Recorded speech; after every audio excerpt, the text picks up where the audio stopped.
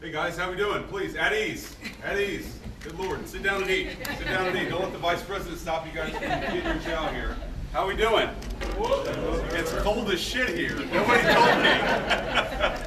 President Trump, as he says all the time, and as a lot of people recognize, is a president of peace. We want to have good relationships with everybody. That includes, even to the extent possible, the Chinese and the Russians. But part of having good relations is showing your strength when you have to. What we think is going to happen is that the Greenlanders are going to choose through self-determination to become independent of Denmark, and then we're going to have conversations with the people of Greenland from there.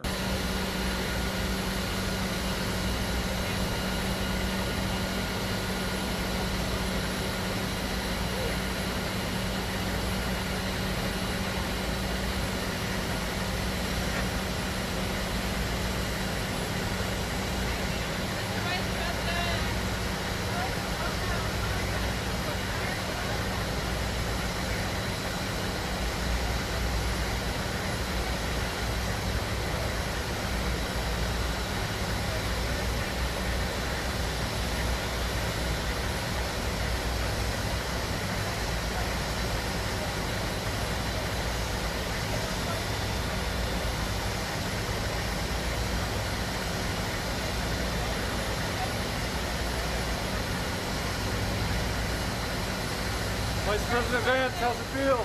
Any message for the people?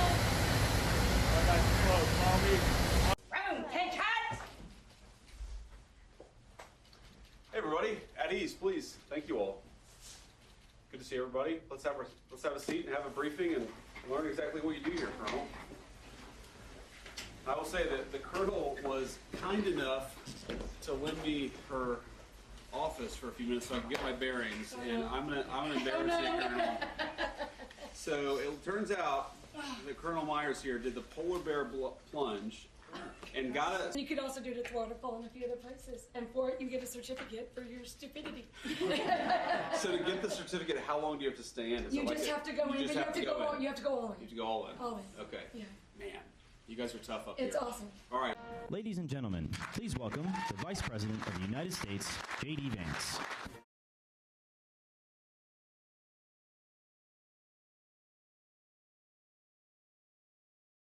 Now, President Trump, as he says all the time, and as a lot of people recognize, is a president of peace. We want to have good relationships with everybody. That includes, even to the extent possible, the Chinese and the Russians. But part of having good relations is showing your strength when you have to.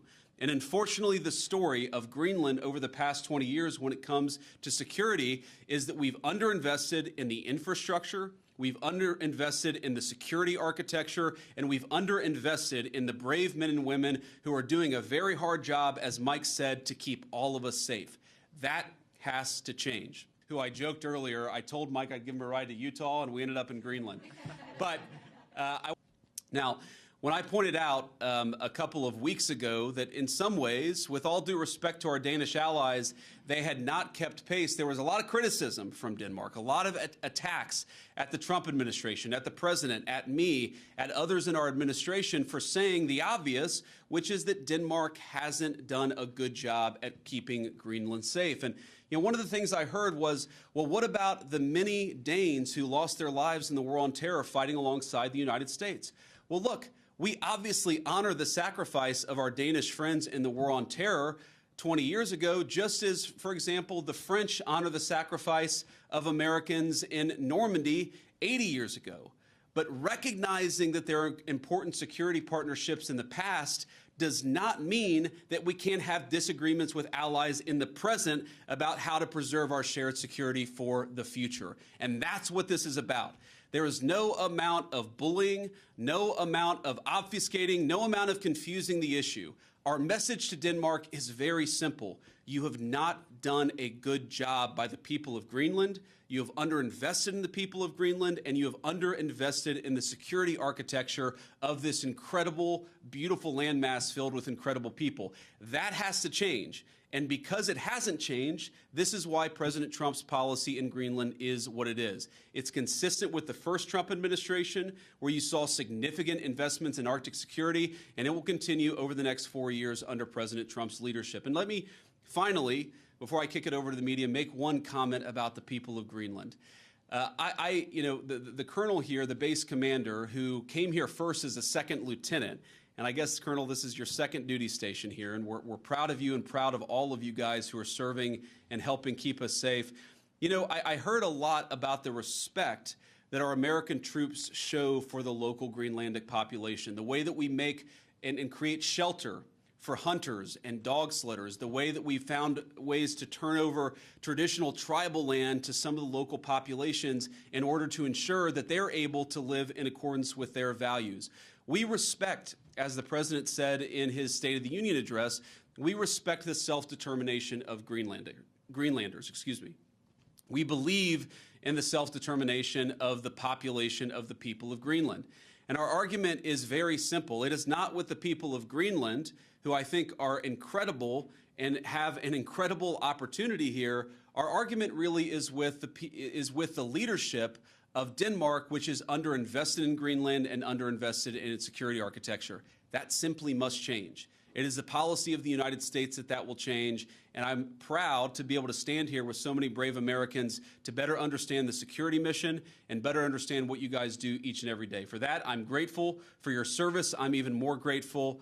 I love you guys. I'm proud of you guys, and President Trump stands behind you and will for the remainder of his administration. Very simple. You have not done a good job by the people of Greenland.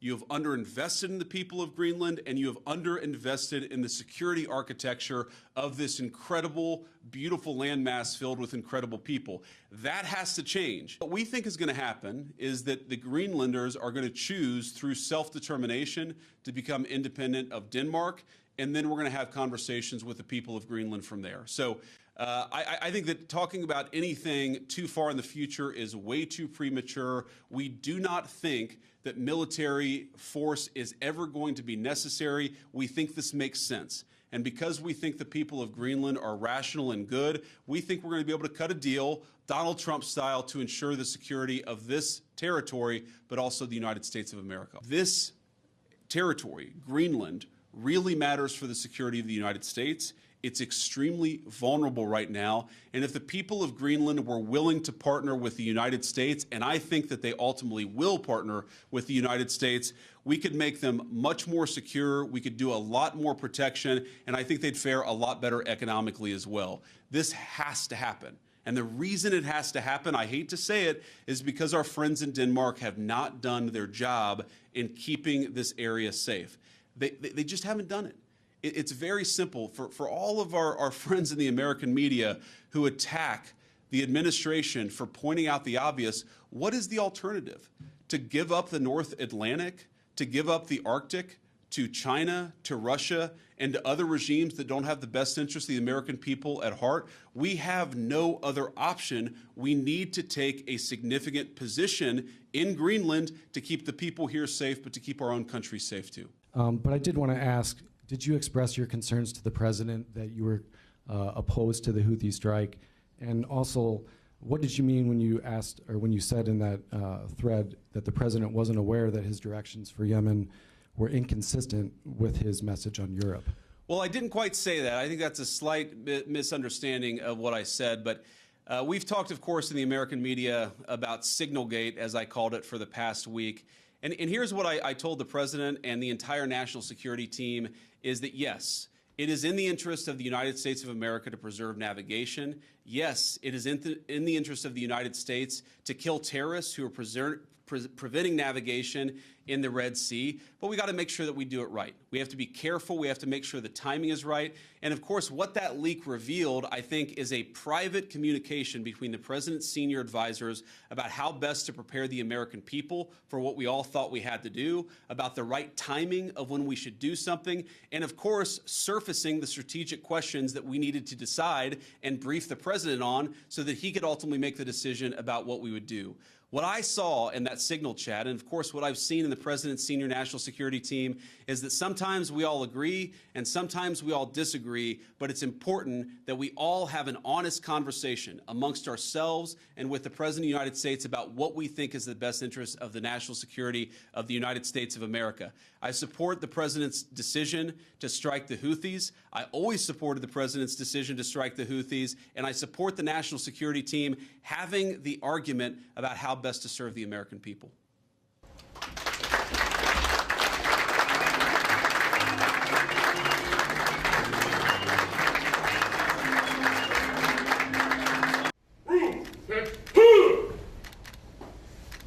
Hey guys, how we doing? Please, at ease. At ease. Good Lord, sit down and eat. Sit down and eat. Don't let the Vice President stop you guys from getting your chow here.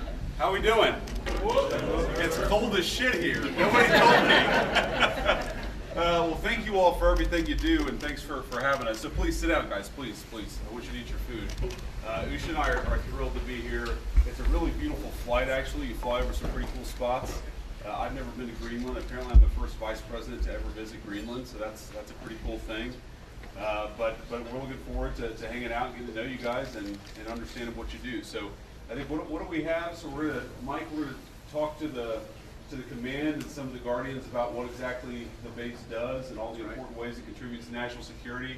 We're going to get a briefing, of course, about what you guys do every day, and then we're going to talk just about, as you've heard, we have some interest in Greenland from the Trump administration, so we're going to talk a little bit about that with our friends in the media. But I just want to say thank you all. Thanks for having us, and thanks for being here. Thanks for doing what you do.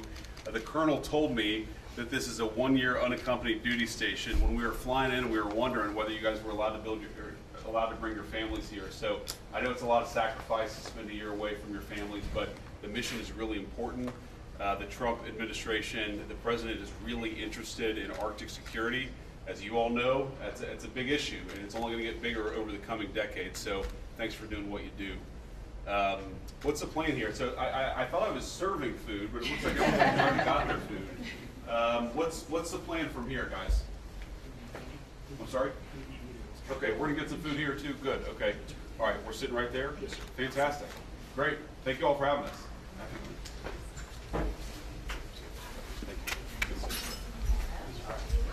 Hey guys.